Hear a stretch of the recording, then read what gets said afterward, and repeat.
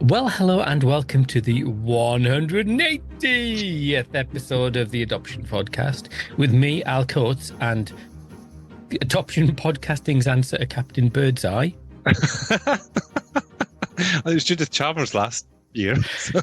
Yeah, well, yes, a nautical theme, perhaps. Yeah. Anyway, Scott Casson running.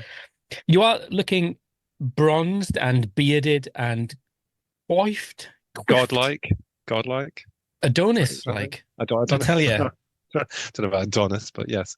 Thank you for the compliment. I will take it. I will Yeah, run with it. You're looking chiseled and like one of those Silver Surfer men type, aren't you? With your beard is looking very pointy. And Yes, it is actually. I've let it grow out a little bit. I'm thinking about going for one of them Viking beards. You know, the really. Really well, that would be the thinking man's adoption crumpet. I don't know what I'm saying. It would be Captain Birdseye, wouldn't it? Because he had like one of those beards. Yeah. So then you can nickname him. Absolutely. And we'd be beating men off with a poopy stick. How are you, Scott? Yes, I'm fine. Thank you, Al. I'm very, but no, I'm not even going to go there because I know there's no sympathy involved in this conversation. No. My social media has been filled with you in exotic climes. Yes, that's all I'm going to say on the issue. Mm-hmm. I know, absolutely. I know. Lots of lovely memories made. Lots of good new friends made. Old friends met. Old friends surprised when we went away, so they didn't know we were going to be there. So that was nice. Well, I was going to make a quip about cruising, but then I realised it was slightly inappropriate. Very inappropriate. Yeah. And how would you know what that meant anyway? Well, I've just Googled it actually beforehand, which was with hindsight's a wonderful thing. Yeah. You didn't click on images, did you? Well, or videos. How did you lose your social work registration? Well, I blame Scott. I googled Hampstead Heath or whatever it's called. I can't remember. One of the heaths in London is notorious for that sort of thing, shall we say? Yes, those shenanigans. Yeah. Anyway, but yes, yeah. Yeah. You know. Anyway, it's not that kind of cruising anyway. So no, it wasn't. Well, one presumes not. No, it's a terribly modern world. It's very modern world. Scott, I feel like I was actually looking, and the last time we had a sort of just a standard you, me, and a subject podcast was probably the beginning of December. I can't even remember, maybe even before then. So I thought, other than having a bit of news, a bit of catch up, then I thought we would delve into a subject that seems to have ignited some passion. So, where are you on the news front? How's things at FASD Ireland? You were expecting that question, were you? No, I wasn't. I actually wasn't expecting that question because it's just been super busy with just normal things, like everyday things, you know. And yeah, don't start me off on your everyday things, mate. Actually, because over Christmas, this is everyday thing. So over Christmas, we decided that we were going to get on top of all the subscriptions that we have to various things like Sage, which is our accounting system, and Zoom and Eventbrite, and all these sorts of things that charge you the air to use them. Cruising monthly. You're making it sound like FSD Ireland pays for my cruises. It bloody well doesn't. I'll tell you, my credit card company, I'm ignoring their calls, believe me. So, but yeah, so we decided to get on that, which actually caused a little bit of a kerfuffle when I was away, didn't it, Al? Because in typical Al Coates style, didn't really read the writing on the tin, did you, mate? Oh, I've shamed myself. I've shamed you. I've brought disrepute to the organisation. Scott, forgive me. Tell a tale. Yeah. Tell them what I've done. I'll tell a tale. So essentially, over Christmas year, we decided to get on top of all that sort of stuff because as an NGO in Ireland and all around the world, I guess, you can apply for a status with all these organisations to get either half price or just basic big discounts off your subscriptions and stuff. And of course, the podcast uses Zoom.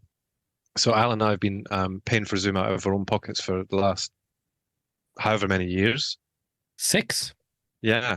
And also when FASD Ireland first started, Al and I kindly gifted FASD Ireland the Zoom platform, didn't we? We did. There was the occasional moment where the podcast sort of There was a sort of a hybrid Crossover. mashup crossover where we did. I Al, arrived in a high. Al Coach popping in the meeting with ministers and government departments. Wrong Yeah. meeting out. Yeah, sorry about that. So we got the Zoom one when we were away, but of course Al didn't really listen. But Al does this a lot. I think you'd have to agree that sometimes you read stuff, but it doesn't really go in, does it?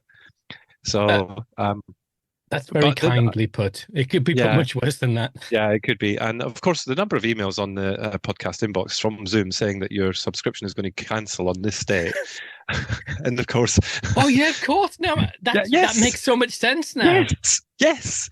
So anyway, they were ignored as well. So so I got some very frantic messages when I was abroad saying, have you cancelled the Zoom? Yes, I have, Al, because we discussed this like at the beginning of January because we managed to get it for cheaper at FSD Ireland, and then me and you personally don't have to pay for it anymore. And of course, all of the meetings and stuff that you were intending to have couldn't happen because you couldn't record anything.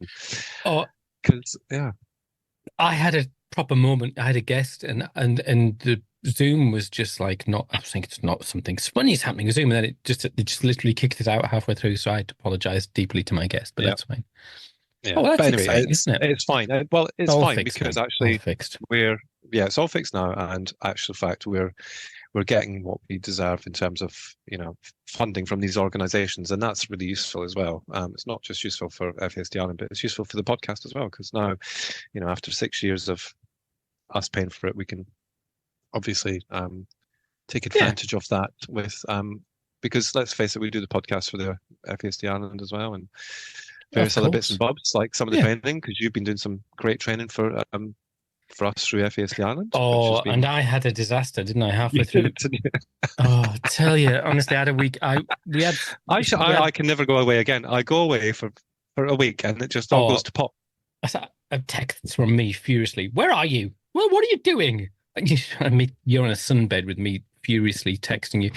We had a power cut. So that was that there was chaos, and you know how power cuts are like an hour or 2 hours, and this was it was through the night on Monday, whatever the day it was, and then by lunchtime it wasn't on, and there was sort of a frisson of everyone's got power cuts in the area, and no one was getting them on, and then and so I just thought, oh, this isn't coming back on, and the power company said this isn't coming back on. You've got another 24 hours to go on that. So we had this mad moment where I was like trying to find it. It was like I was like a modern day Joseph in the nativity story, trying to find a place for my lovely wife, and and the assorted animals. No, well, so I had to find a disabled room. I was going to say that's some way to describe your children and a disabled person, but yeah, that's like really badly. And I like to think this is the episode where I lose my registration of looking through the contents. And so I managed to find somewhere. So I sat at home and I just sat in the dark. Now, can I just ask though, did you have like 4G? Yes, I did have 4G. Oh, you did? Okay, because like the majority of Ireland was also at the same time because it was that storm that went over, wasn't it? I wasn't here, so I have no experience. And unfortunately, the boys experienced a storm as well. They had no power, but they also didn't have any 4G. So I said to Brandon, I said, well, what did you do? He said, I lit a fire. Well, that was like the first thing that I started panicking about because I was thinking, okay, he's lit a fire and we're not there. And he's only 24. Oh, good grief. And I said, so what did you do? He said, I just lay under a blanket and went to sleep in front of the fire. I was like, okay, that's cool. And I said, what about Jacob? He said, oh, Jacob stayed in town till 11 p.m. I was like, for goodness sake. Oh, that's terrifying. So, but even like the lights on the motorway and stuff were out here. So I don't know if that was the same with you guys, but yeah, it's very strange. They've never experienced anything like that before. So I think it was quite a new experience for them. Well, it was odd because it was like resetting to back to when I was a teenager. It was like, there was no telly, but it was like, all right, well, I'll just read a book. So I read a book for a bit. A book I didn't think they could do that. Actually, yeah. That's a good point. Yeah. And then I got my guitar out. Oh, did you? Oh, did you have to find a duster first? What? Yes. Give it that no. I got my guitar out and I played little diddle. Anyway. Yeah. Bit of kumbaya. Kumbaya melody. The only thing I will say, the only negative about not being here when there's a power cut is they've used all my good candles, so I'm not a happy camper. All my posh ones. Burning Yankee The one, Candles. no, the ones for Christmas. The ones in the candelabra. Oh, so it's the best lit house in your little neck of the woods. Well, that's Yeah. champion. Um, Anyway, yeah. Anywho, so there's been lots going on, lots of news as always to catch up with. Mm. Our spouses podcast was well received. Three or four people listened to it. Yeah, I was going to say that. Yeah, Yeah, whatever. Yeah, yeah, yeah. nobody's bothered, are they? That's right. So if I can I give it a quick news update? Yeah, go on. Things that have been happening. So the first one is I contacted Helen Hayes, the Shadow Children's You Minister, did. if she would come back on, and she said no. Um, and I said, "Oh, please," and she went, "No, I really meant No, it the first time." I did see those emails actually. Uh, It did make me chuckle when it was like a no, and I saw you'd replied again. I was like, I bet he's chasing her now. He's going, excuse me, what do you mean no? well, I was a bit put out because I thought actually, I sort of said you can come on, and I don't. I said this is what we'd like to talk about, but obviously we're at election year. What's Labour's offer, to Yeah, our yeah. community? And they said, "Oh, we're just focusing on campaigning." And I was thinking, well, that's campaigning. So I emailed back and went, "Yeah, that." And they went, "No, she's busy. I don't know. Maybe she's, Filing her nails or something.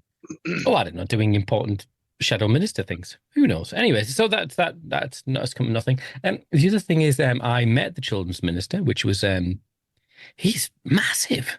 He's like, one of those people they're just bigger. So he's like maybe 6'4", and he was just like, he was like a big sized human. Made me feel like a Yeah. child.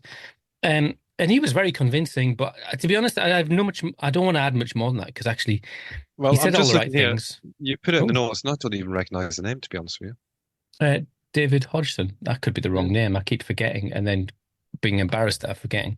Um, we're in the death throes of the Tory government, so I think he made the right noises. He seemed genuinely interested, but of course he would. Yeah. He We all do. said yeah, I was a bit put out that I'd sourced lots of questions and I'd worked really hard to get some questions, and he didn't answer them. He Right. said, "Oh, well, these are really complicated questions. I'll answer them by letter," but there's no letter. And when that comes, I'll pop that on one of the pages and things. Um, and so it was generally a good meeting, but you can go on my Facebook page and see what I've said there about that. I don't want to rehash that. The other thing I would like to add is a little bit of a kind of network that the parish notices. The Home Office consultation into child to parent abuse is still available up until the 7th. So this podcast will go out on the 3rd. So please, if you get a chance, if you haven't done it, do it. I'll put a link in the notes. And the final one is check out our Facebook pages. I thought we've got an adoption fostering Facebook page, so come and check it out because the engine of tonight's episode has been the Facebook page. Lots of fantastic comments, and occasionally we have fights, and we've even got a Facebook chat group, haven't we? Where what do we do we don't do an awful lot, but when we do, it's usually actually Well, we do things in yeah, that group. yeah. Well, I think as well. For me, Facebook pages. Facebook groups, should I say? I'm a member of so many of them these days that it's hard to keep up with what's going on in which. And also because for me, I don't turn on my notifications. I have my notifications off on Facebook and Twitter and Instagram and all of those things. The only Very thing I get, sensible. well, I think it is because actually you can get so caught up in it. Plus, all the algorithms do is send you notifications to get you go on. So I'm sorry, they're not getting me. They're not getting me like that. Anyway, but when it comes to the groups, I think that normally these groups are quite they're self kind of, the users would be the ones that use them. Yeah. Our group specifically, I think we sometimes get people posting in there about other things. So not I don't mean not adoption related, I mean or fostering related. I mean it's just like not within our kind of skill set. So it's sometimes we get some stuff from adoptees who are holding events and stuff as well. So there's but it's events are led by adoptees that adopted parents can go to if they want to, and I'm assuming that you can keep yourself in the DL. That's street for download. Oh, nice. I'll just make a note of that.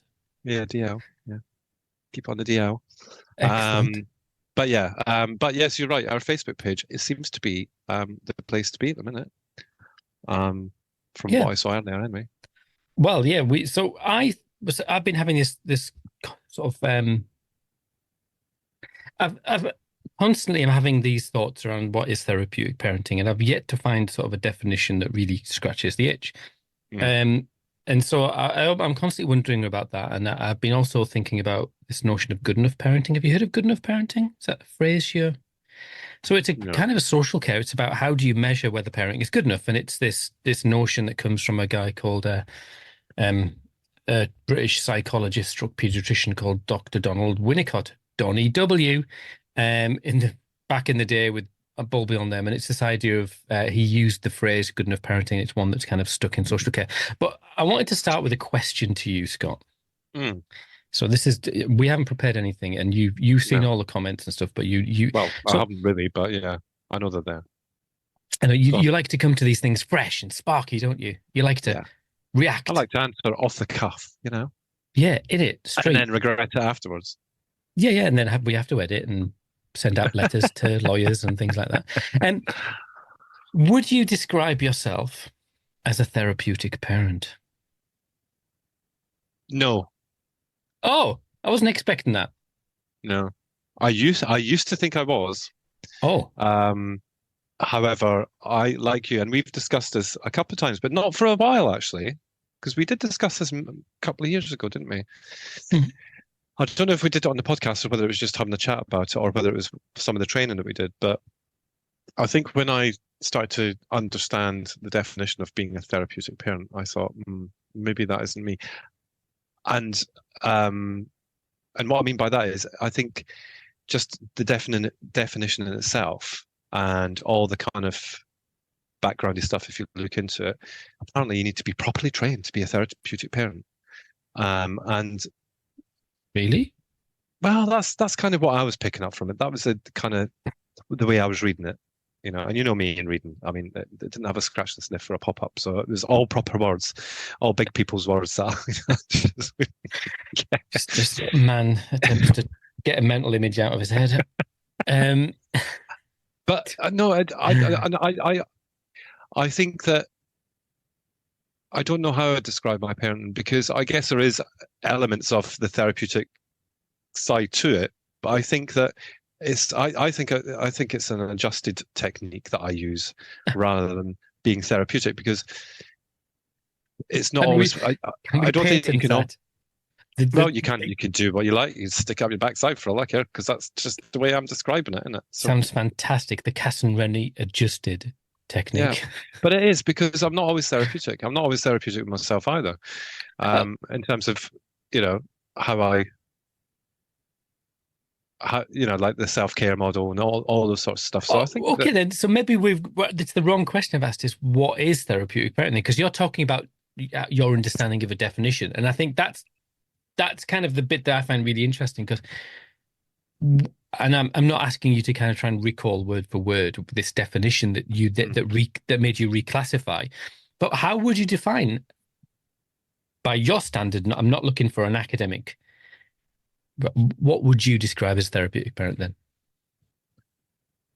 well, to me, a therapeutic parent is somebody who is of that nature all the time. Right. Like they could have a child literally um, thrown a TV at them, for the 50th time in a day, and they're just like, oh, that's I don't can worry. understand you're quite angry right now. Exactly, yeah, that sort of stuff. Um, Oh, what? I Well, just I'm only saying it because you know it's happened. It's no, happened no. to you as It's well. just So. it's that kind of that limp sort But of like that's I can see you're quite cross right now. yeah, exactly. Yeah. And also I think that I think because there's so many different styles of parenting. I mean, I remember years ago where the first thing that when we went looked for support from the adoption agency after the adoption order was granted was they were offering us Webster Stratton, with all the other parents who, Yeah, yeah, and we were like, what, I mean, we were new parents, we weren't stupid, we knew, no offense to anybody who's had to do the Webster Stratton or who does the Webster Stratton, it just didn't fit for what we needed because it wasn't a basic parenting techniques and skills that we needed. It was something different. yeah. So I think for me, I like to think it's of a blended kind of approach to kind of this sort of stuff rather than labeling it, which is why I'm trying not to be Label it. specific and be specific in what it is that I do because I think we do use elements of this and that and the next thing and also our own kind of learn techniques as well. So I think for me, the therapeutic parenting model it's very, to me anyway, it's very specific and it's very kind of, you know, but I could be wrong. That's the way Yeah. I No, understood it. well, it's interesting because you would have thought there'd be an agreed definition because Yeah. it's such in our common parlance in fostering, adoption, Mm. probably kinship as well. Oh, we need to be therapeutic parents. Or you'll hear people say, I don't know about people say it to you, probably say it to me as well. They'll say, "Oh, I've done therapeutic parenting," or "I am a therapeutic parent," or "I tried therapeutic parenting." Yeah. Um, but I think one of the challenges, are we all thinking about different things? Mm. Is it so? I posed the question just like not in a no pretty open. What would you say it is on our Facebook page? And I want to pull out some of the things that people said because actually some of them were really, really good, and Mm. some of them were. And I don't want to kind of name and shame anyone, but and there was no one saying there was no like one fighting on our Facebook page. It's not that kind of. We don't have. It's not our jam, is it? Not that No, side. we like to have discussions. We may not always agree, but we'll. That's true. And my favorite one is Mary Louise, and you know Mary Louise from We Are I do. Family, Yeah. right? And I was thinking, Mary Louise is the only woman that's ever got me drunk, and I thought, I was there. How is it Mary Louise's fault? Because I think I got her drunk, and then the same token you got yeah, when I drunk. say drunk, I had 2 pints of beer, right? So this is. Exactly. I don't want to lose my registration over that. But I remember Zippy had to literally wouldn't let me ride home on my bike. Yeah.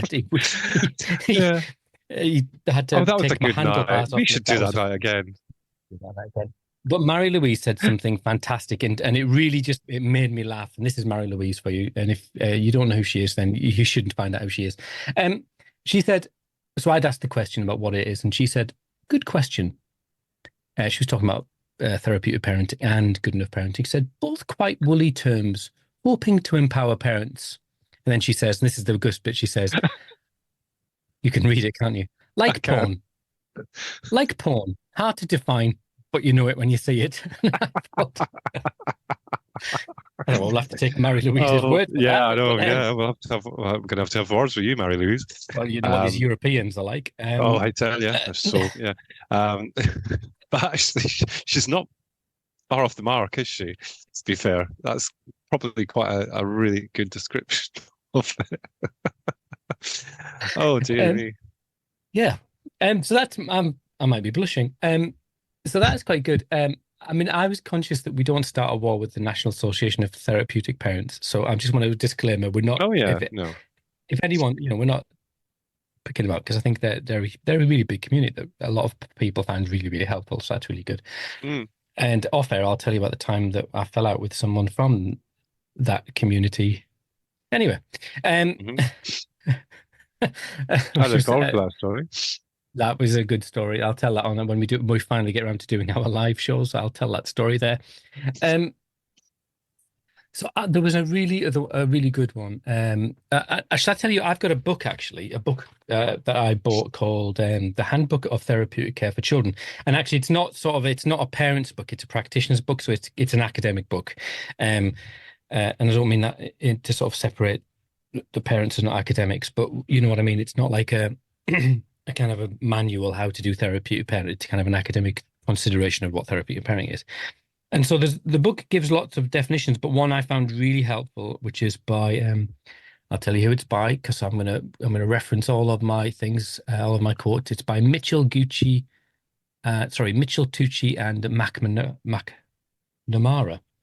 It says therapeutic care holds as its central tenet that children come to heal from trauma when the relationship network around them is resourced with therapeutic intent. Mhm. Is that wishy-washy? Or is that actually sort of getting to the crux of it, that it's about intent, it's about people trying to do something a bit different around healing children? What do you think of that Well, then? I mean, you know me, like I just said, words and me don't get on that great, so I'm having to read it again. Yeah. Um, so, and what does tenet mean? This just shows how thick I am. No, the central tenet, the central like kind of rule or the central Right. belief or of therapy is that children come to heal from trauma when the relationship network found around them is resourced with therapeutic intent. Okay. See, I think that even just the first part of that sentence is a bit of an issue for me because, if you, I'm sure that it's possible for some to heal from trauma, but not for all to heal from trauma. So that's the first issue that I would have with that sentence. Really So, interesting because other people picked that up in some of the comments. I yeah, don't know whether you've read them. no, I haven't. Um, yeah, well, yeah, that actually Mm, reading the rest of it, that to me. So because it's not saying that some children, it's saying that children come to heal from trauma when the relationship network found them is resourced with therapeutic intent. are we setting therapeutic parents up to fail? And if we're saying that children can heal, Yeah, I mean, well, if you read that and you went by that as your gospel Bible or whatever, then yeah, you probably would think, oh, I've failed yeah. before I've even started. Um, and there's this other thing as well, isn't there? That and again, like you just said, not distant away from anybody who does this or anybody who kind of, you know, trains in it and all that sort of stuff, or does whatever it is that, you know, the Mhm. National Association for Therapeutic Parents does. But um, I, I think for the majority of us, we didn't go into parenting, whether it's fostering, adoption, special guardian, thinking that we had to be therapeutic in any way. I think we just thought we were going to be parents. So then to get your brain to work out, we have to do enough That's a really good point. adaptations. Enough, we have to adapt enough, as do our children, yes, before everybody starts. But as parents, we have to adapt enough to, to help our children just be, just to enjoy their childhoods or, whatever, without actually worrying about what kind of parenting that looks like. So, yeah. Hmm. I mean, it is a really good point because actually it's the expectation that we're going to heal our children. And like you said, I didn't sign up to, I mean, I guess you expect to care for your children Yeah, of course and you do. Yeah. nurture them and Mm. like create an environment where they can grow and develop and be the best they Yeah. can be. But the healing's something different, isn't it? It sort of Yeah, implies that there's something broken or, absolutely. or Yeah. damaged or hurt. Um, Yeah. I'll read a comment from Miranda Fairhall, which is on on either my Facebook page or the podcast. And she said, when I engaged in therapeutic parenting, I idealistically thought and hoped that this way of parenting meant I would heal my child. And this was my Oh, naive understanding, what it says on the label. Now I understand that I can't make healing happen. It will unfold in its own good time when the conditions are favorable. That may not be until my child reaches adult, if ever. It's out of my control. yeah. Um, and she goes on to talk about how, she's not being able to provide these conditions necessarily because she's actually Yeah. See? having to just do Mm. parenting and Yeah. you Yeah. know And that's very true because I think, and also, well, she's even said that because I'm reading as you were saying that, you know, her history as well. How much has she been healed mm, from her own trauma to be able to help somebody? Ideally, I always remember early years, and they used to say there's no real reason why somebody couldn't become an adoptive parent yeah, as a result of their childhood trauma, because actually sometimes that trauma can actually help, but actually they yeah, need to be healed from their own first. And how do we know we're healed until we experience things that maybe are a trigger or some form of yeah. post-traumatic stress response or something like that. So that's a really interesting point, because until you don't know, do you? Yeah, I mean, I just think that it's really made me think about therapeutic parenting differently. That comment and sort of just the conversation, but also this notion that actually, what are we actually expecting of parents of children with additional needs or children who've experienced adversity and trauma? What complicated. Just to sort of perhaps counter that. So the reason I threw in good enough because good enough is something that social workers will be really familiar with. But good enough is Mm, this idea that we're from Winnicott, and I'll give you a quote directly from Winnicott, which is again, Winnicott was a pediatrician and a child psychotherapist. And so this is a direct quote, so it uses the word mother, but it's of its time, so yeah. it's mum, dad, Hmm. care or whatever. The good enough mother is one who makes active adaptation to the infant's needs. an active adaptation that gradually lessens according to the infant's growing ability to account for failure of adaptation and to tolerate the results of frustration. And I read that and I thought, right, so that is saying that it's a good parenting is parenting that adapts to a child's needs. Because there was a few comments that were people saying, "Oh, well, good enough parenting is food, water," like, and actually, he's saying, well, sometimes that you can be a good parent and be in famine, you know. So, yeah, yeah. so he's sort of saying that the standard for parenting, for good enough parenting, is I would almost describe that as a definition of good therapeutic parenting. You adapt to a child's needs when and as the child's needs change, you lessen that your support to allow children to stretch into that void. You know, you pull back a little bit so they push forward. So like you get them on a bus, you teach them to make their dinner by not making their dinner. Yes. No, I actually that's just completely clicks with me. Another thing I would say, but by definition of not definition, but just even the wording itself, though. I mean, you know, there's a lot been happening in the world since that was written. If he's, you know, the way he's written it, calling it an infant for a start. You know, when was the last time anybody called anybody an infant? I don't know. Is that still a thing? Maybe in sort of technical circles, maybe medically. Okay. Well, see, schools, you get infants, don't you, in juniors? But yeah. But again, that's an old-fashioned term, isn't it? Is it? I don't know. Well, yeah, that's schools have been called that for decades.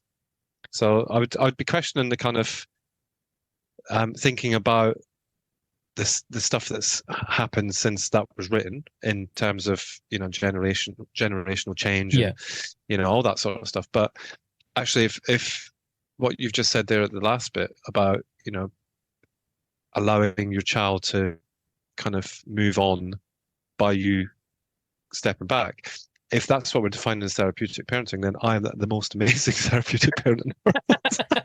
Well, there's a fine line between good enough and neglect. Very fine line. Yeah, I know, but I'm thinking about Jacob as an example, because Jacob is he wants to be very independent all the time, and there does come a time where you have to say, okay, you obviously don't want me to help you with that, and you want to be this.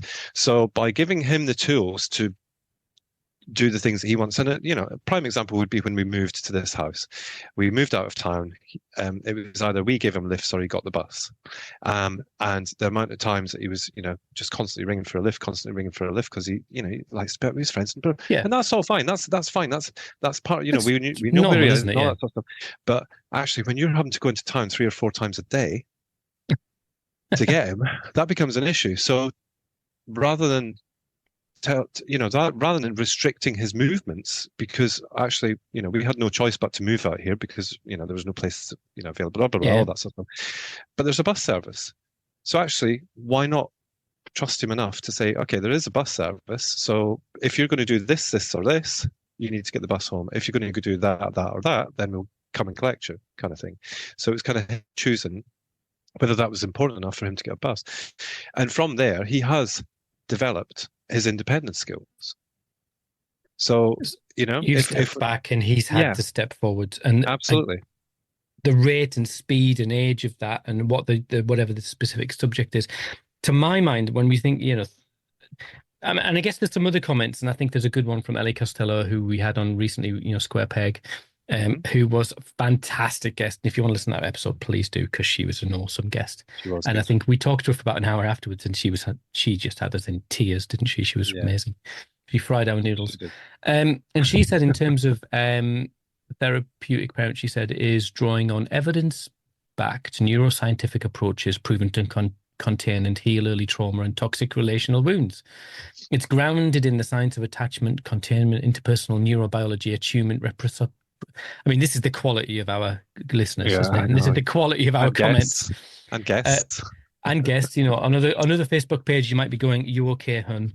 But here, but on our better class of comments. That's half my Facebook friends. Don't slag them all. Yeah. Lol. It stands on the shoulders of ordinary good enough parenting and adds an additional layer of tools and informed understanding to reach a child who's been let down by adults and is withdrawn, distrustful, harmed, and acute level of care. I tell you, if someone needed to replace me on the podcast, it's her. But I think that's really No, interesting. I think it would be me you should replace, not you, because I Oh, wouldn't be able to come out with stuff like that. I think that's really interesting, isn't it? Because she's sort of saying, yeah, absolutely, this attuned Mm. parenting, which we've described, but it's maybe that next level Yeah, that absolutely. that builds Yeah. on it. But she sort of still hangs on that we're going to do the healing, doesn't she, in Yeah. that definition? Oh, yeah. And I think the attunement bit is quite important as well because, like we all know our children, we all know when they're ready to make those steps into whatever it is that they're going to do and stuff like that. And sometimes it might not be the right time, and we we might be more inclined to get involved in it with them, or whatever. I'm kind of talking about independence and stuff like that, which I think is at the moment for me it's quite a big thing because obviously we're in last year of high school and things are going to be moving on, so we're getting ready for that next level of independence. So I think that's really at the forefront of my mind for the this year. But I think when when you think about that, there's we tend to know what they're ready for by the time they get to adulthood.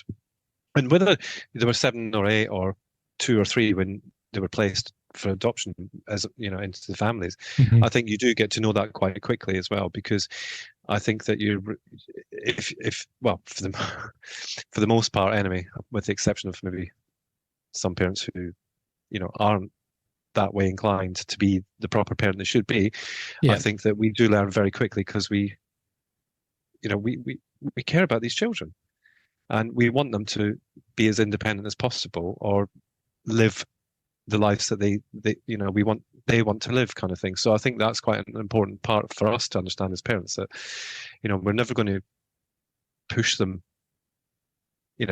like when we were kids as an example. We're not going to say to them when they're 18, right, off you go, see you later, bye, see you on Sunday for your Toodaloo. Sunday roast, kind of thing. Yeah. I'm not saying my parents did that, but that's why I moved out when I was 18, That's because kind of yeah.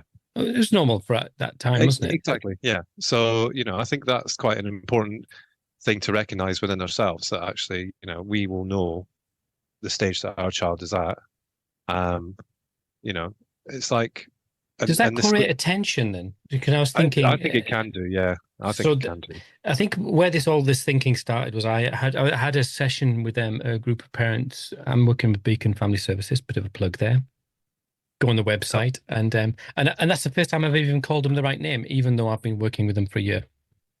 I keep calling them Lighthouse, Beacon, Shiny, Whirligig. I have no idea. Um, oh but my days. but we've been doing work with families, and it's a mixed group as well. So it's not just adopters; it's kinship, Mm, just mhm. biological parents, and it's about kind of supporting families with children with complex needs and challenging behaviour. Um, and it was just this conversation that we had, and maybe there was about 15 of us on. I was going, we are we're parenting counterculturally, that we're often at odds with not just the parents of children the same age, the parents of our children's classmates, but also against society. So, like you're saying there, you were talking about independence, Mm. and I'm remindful of a similar story with one of my children, where that she was of an age where most children would be able to get a bus. Now, in lots of ways, very able to get a bus, but actually, the kind of the emotion, the sort of the level of stress that would generate in my child would mean that Yeah. would then lead into kind of problematic Oh, potential challenges on the bus, or getting off the bus, or staying on the bus, or just riding mm, the bus till the end of the terminal. And so then a social worker sort of coming to me and going, actually, why won't you let him get on a bus? yeah. And me going, well, I've got all these reasons, and then me having to articulate why. Yeah. Yeah, I told you want to paint me as a controlling parent, Yeah. but And I'm not. I'm but just, yeah. no, you're not. Well, But sometimes you do need it pointed out to you that actually, it's not that you don't necessarily trust them. It's just you don't think that perhaps at that stage yet. And it is a tricky thing to do. I think it is. But it's no different to when our children have their own children. I'm thinking, about my oldest at the minute. He's now of 25. course. He's now 25. He's just had his first child, and of course, I think before I say they because I don't want to mention her names particularly because I don't think that's fair. But before they got pregnant, it was like, wow, us and our friends were all going, well, they're a bit young, they're a bit young to be doing that sort of stuff. Not really thinking about the fact that, my parents had me when they were 22 and 23, so much younger. Yeah. But um, it's a similar kind of thing. But then when it happened and you see how responsible, not all of them, let's be honest, because, Yeah. there are some adoptive parents who are caring or parenting their Yeah. grandchildren now. Yeah. I get that. But certainly for us, there was this turning point where we actually went, oh, okay, he potentially is ready for that, and that's the way that one went. But it's not for everybody, I know. I'm waffling now, but it's one of those situations where you do have to kind of go, okay, we need to take a step back. We're still in, we're still in the lives and all that sort of stuff. We're still here if you need us, and blah blah blah. Well, Which is is that an sort of a important part of it. manifestation of? I mean, we are. So let's redefine. You and Tris are attuned parents. I would say that you have a good understanding of your children. You adapt your parenting to suit their needs. And I think, like every parent, sometimes you're a bit behind the curve with that adaptation, Mm, yeah, and occasionally ahead of the curve. Um, agreed. um, and there's been things where I should have kind of like just let that happen sooner. But then, because of the complexity of our children, does that mean that we're then that parenting as it rolls beyond 18, Mm, that we are set with new challenges? Actually, there comes a moment where we do have to just go, right, you are literally on your own now. yeah. I can't be a helicopter parent. Or does therapeutic parent turn us into helicopter parents? Is that the Yeah. question I'm asking? Interesting. Not I think it's necessarily you, but think about the no, no, community, no. because But I think you're it's tapped into the community. What about people you're seeing as well? well, I think it's So, interesting because I think when they don't live with you, you can be like that, but I think you can select when you want to be like that. I But like I that. think I think when they live with you, I think that's very different. When you've got, my own experiences having a 24-year-old still living with us, and I don't have to, and I certainly don't tell him what time he's got to be up, and I don't waken him and all that sort of stuff. But Tris can be like that a little bit. So, if he doesn't hear any footsteps at 6:30 when he's supposed to be getting ready to go to work, he's like messaging him going, "Are you awake?" kind of thing. Whereas I'm like still snoring my head off, and I'm like, I can it's not my imagine. it's not my responsibility if he gets to work or Oh, not. busy night cruising. On the God. heath. Yeah, they- But you know what I mean? Like there are certain things, and I think that's where as if you're lucky enough to be in a couple based parenting style, there's always going to be one of one and one of the other, and that's it. I tend to be the one that as they grow and as they develop into kind of fine young adults, I think actually I kind of step back a little bit, still do little bits for them because they live at home. But yeah. I'm not going to dictate to them, well, you're 24 years old. Yes, you're going out for a night with your mates. Make sure you're home by this time or, that time or the next time. My only thing that I do is I remind them that my phone goes on to do not disturb overnight. So if they want to get in touch with me, they've not got any hope because I'm I've going to use noticed Ed in it. that. Yeah, I'm I've going to use noticed that Ed. you get do not just Yeah, no yeah, notifications, but there's a button I can press that overrides that. You know that, don't yeah. you, on my Well, phone? I'm never doing that. No, I can there's a button that says you can make this notification come through anyway. Oh, really? Oh, I don't know why that is on my phone anyway. So that's yeah. why sometimes at 6 o'clock in the morning I'll give you a ping. Yes, I know. And I notice if I text you at 10:30 at night when you're fast asleep in your little flea pit, that it says You Owl said, has notifications turned off. So yeah, you sending me login passwords for the new Zoom account. absolutely, yeah. Which But oh I think I think you could talk about this one, and you could go up to the age of 40 and 50 and discussing it. But I think that certainly when they're younger adults, I think that the temptation is to helicopter parent for everything. But I think it's again there comes a stage where you have to go, actually, do you know what? They're 21 or 22 or 23 or 20, 25, whatever age you want to go up to. But you can't keep on kind of putting yourself through that, as yeah well, because yeah.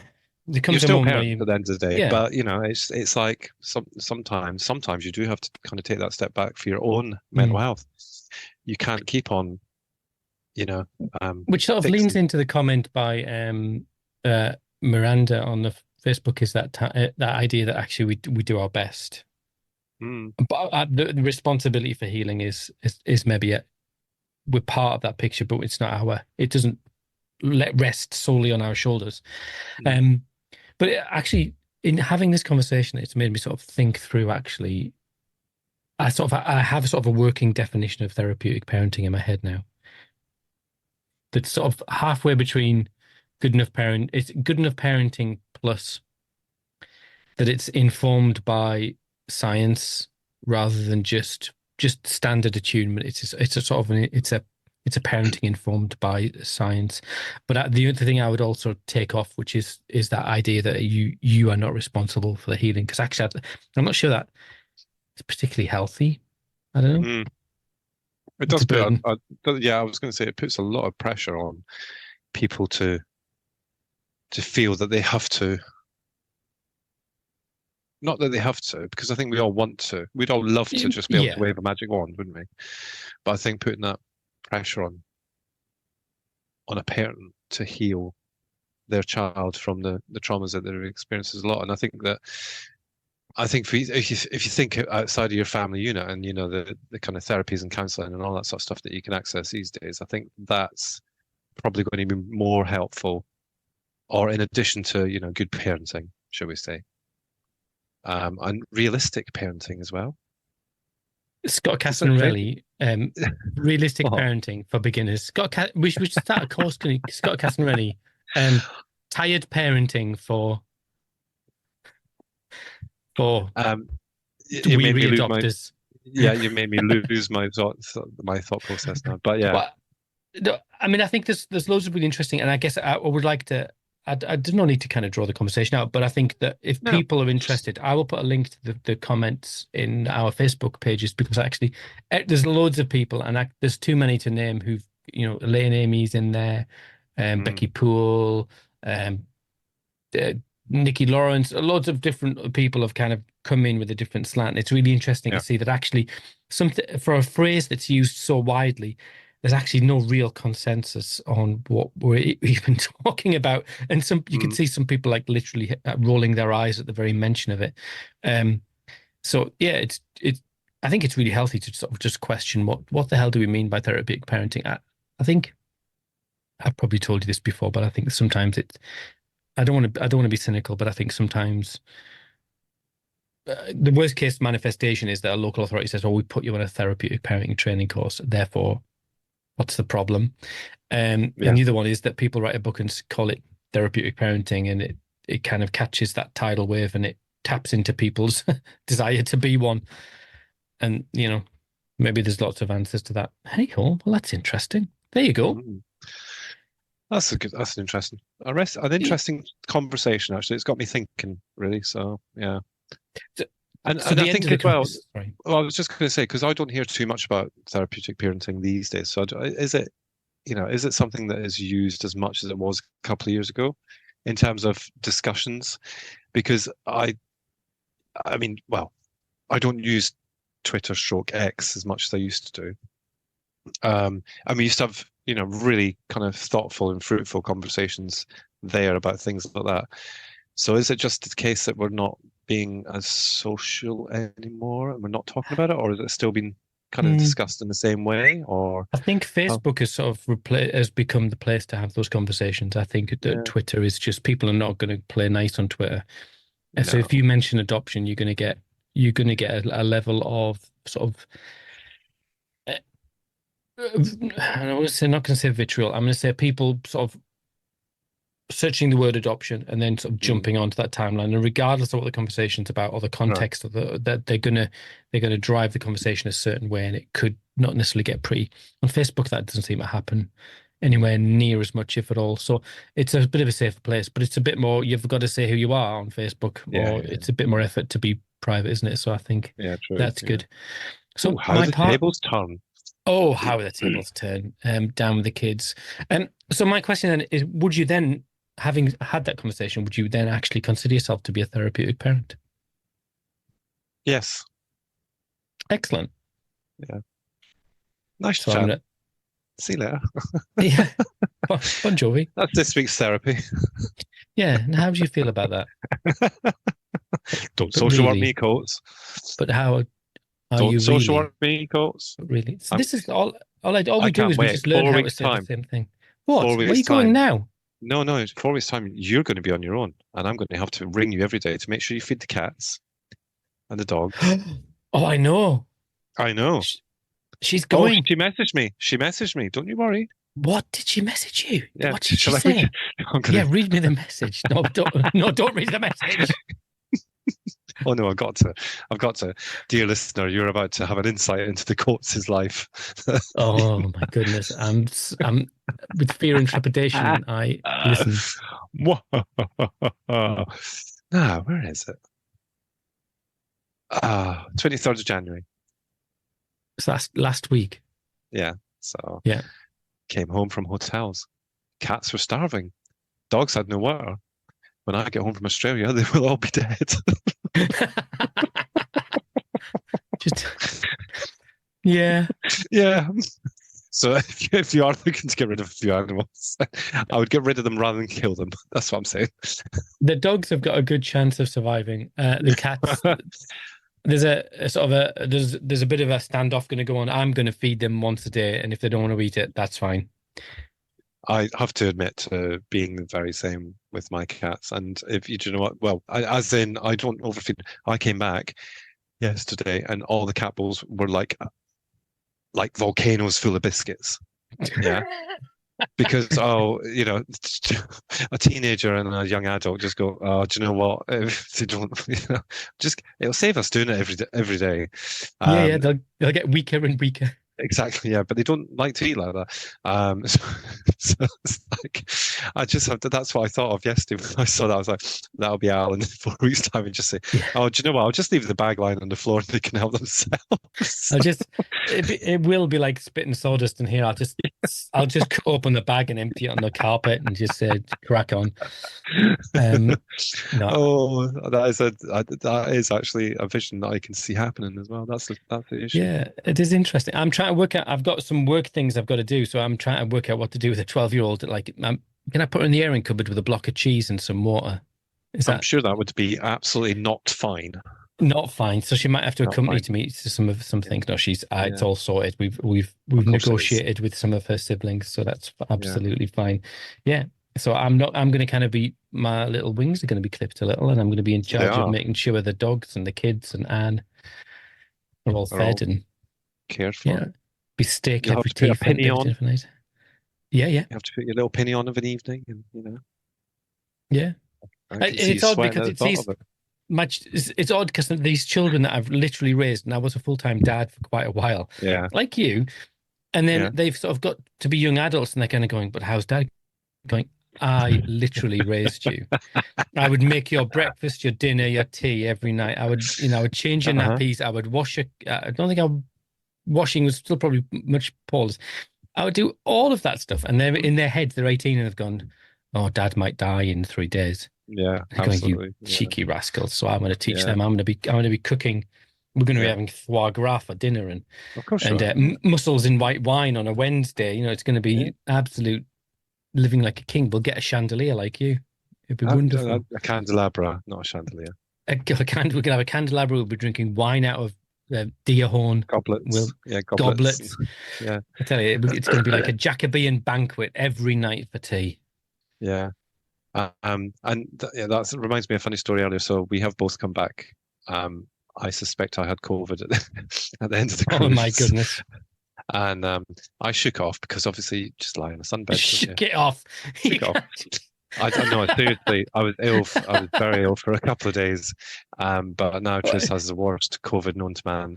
Like literally, he has the very first of this new variant that he's discovered. Of course, he has what the cruise variant. Yeah. And he came down to the kitchen as I was cooking dinner tonight, and he said, "Oh, I'm really sorry. I've been quite useless today." And I'm like, You're quite useless to everyday here. And we noticed the He difference got how. he got rather offended because he said, "Well, I'm really sorry you have to do everything around the house." And I'm like, "Well, nothing's changed, love. Just because you've got COVID." Oh, yeah, we've been missing the grumpy person. That's the Exactly. thing. No one's been able to be grumpy today. Oh, Yeah. that's fantastic. I did love it. I maybe end on this, and I don't want to draw you out onto the rocks and your embarrassment of you on cruise, but it was clearly you were having a fantastic time because there was a couple of photographs of you looking slightly the worse for wear. And Really? that Me? what, yeah. And it coincided with me trying a rearrange training whilst in a blackout with Yes. torrential rain and me Hmm. ringing round looking for hotels that could take a woman in a wheelchair and a 12-year-old in a, Yeah. I yeah, uh I do feel for you. And again, not going to draw it like out. hell you did. But there was one text that I did laugh at when I read it the next morning that I sent to you after one of said evenings. And it was, I'm just trying to find it now. Oh, I do apologize. I don't like This is podcast gold. This isn't it? oh Man so scrolls through this is the phone. original message. So you've cancelled the podcast Zoom question mark. I said, same issue for us today in fairness, because we were doing some training and we had to use a new Zoom. Yeah, yeah. I said, apologies. He put, just kidding. And I put, so it's 23:44 here, because bear in mind we were 3 hours ahead of you as well. Yeah, yeah. And I did explain this in our WhatsApps, full, and you put arse. And then you put, I'm screenshotting this and posting it. Well, I just have to say that some of the things you screenshot are just hilarious because you actually make people laugh at you, know what I mean? So, it worked. That's all I'm saying. Right. Okay. Well, on that note, that Mm, bombshell, the last before we fall podcast, out. because we've fallen out. Yeah. Good Oh, chat. yeah, it was good chat. Excellent chat. And I've just remembered I've got foster carer from Germany who's going to come on, a German foster I carer. saw that email as well. Yeah. Yes, that's exciting. You do Anyway, you do know that I get the emails as well, don't you? I just have no idea that you read Yeah. them. Well, because they're all on my phone, you see. So like I see them all. Ah, ah. Whereas I think you log into the computer to do it, don't you? Whereas I have them all on my No, phone, you see. yeah, but I don't have my email notifications. I'm the different you. Ah, oh, see, Ah. we're opposites. See, that's why it Oh, works. the Uh-huh. yin and the And the yang, yang, the the ding good. and the dong. And on that bombshell, Bon Jovi. Anchovy.